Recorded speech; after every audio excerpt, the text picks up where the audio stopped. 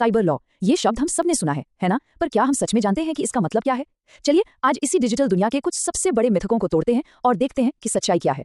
तो cyber law के बारे में जो सबको पता है वाली बातें हैं, उनमें से कितनी असल में गलत हैं, और ये जानना देखिए बहुत जरूरी है, क्योंकि एक छोटी सी गलतफहमी भी किसी को बड़ी मुश्किल में डाल सकती है। तो चलिए सबसे पहला मिथक से शुरू करते हैं, और ये है गुमनामी का मिथक।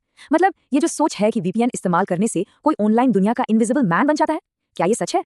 ये सोच बहुत बहुत आम है कि अरे वीपीएन या इनकॉग्निटो मोड यूज कर लिया तो बस अब मैं इनविजिबल हूं, पूरी तरह से सेफ, कोई मुझे पकड़ ही नहीं सकता। लेकिन क्या सच में ऐसा है?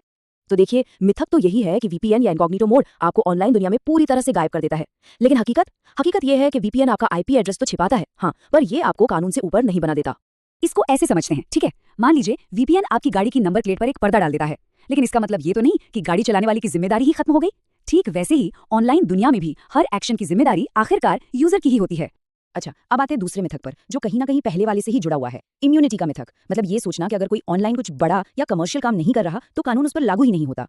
ये सुनने में बहुत आता है, अरे मैं तो ऑनलाइन पैसे वैसे थोड़ी कमाता हूँ, बस यूं इस्तेमाल करता हूँ, तो मुझ पर साइबर लॉ क्यों लागू होगा भला? और यकीन मानिए ये सोचना एक बहुत बड़ी गलती हो सकती है। तो मिथक ये है कि साइबर लॉ की चिंता तो बस हैकर्स, क्रिमिनल्स या फिर जो ऑनलाइन बिजनेस चलाते हैं उन्हें करनी चाहिए। लेकिन सच्चाई ये है कि इंटरनेट इस्तेमाल करने वाला हर एक इंसान, फिर चाहे वो कोई भी हो, वो इन्फॉर्मेशन टेक्नोलॉजी एक्ट 2000 जैसे कानूनों के दायरे में आता है।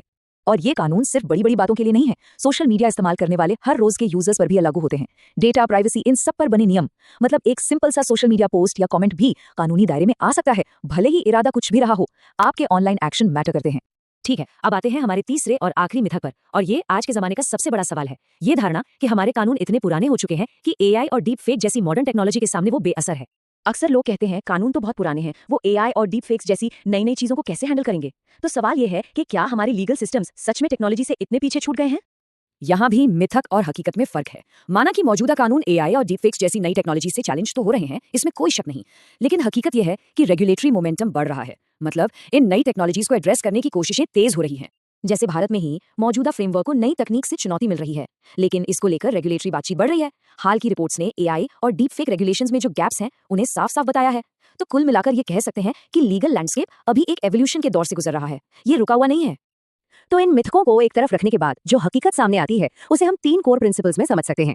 चलिए देखते हैं ये 3 डिजिटल सच्चाइयां क्या हैं। पहला और सबसे जरूरी, ऑनलाइन एक्शंस काउंट, मतलब ऑनलाइन दुनिया में किए गए काम के असल दुनिया में कानूनी नतीजे हो सकते हैं। दूसरा, एनोनिमिटी यानी गुमनामी पूरी तरह से नहीं होती। प्राइवेसी, सिक्योरिटी और एनोनिमिटी ये अलग अलग चीजें हैं, लेकिन कानूनी जिम्मेदारियां अपनी जगह बनी रहती हैं। और तीसरा, लीगल एवोल्यूशन चल रहा है, यानी कानून का ढांचा लगातार बदल रहा है, इसलिए हमें भी जागरूक रहना होगा। तो सवाल ये उठता है कि इस तेजी से बदलती टेक्नोलॉजी की दुनिया में सबसे अच्छा डिफेंस क्या है?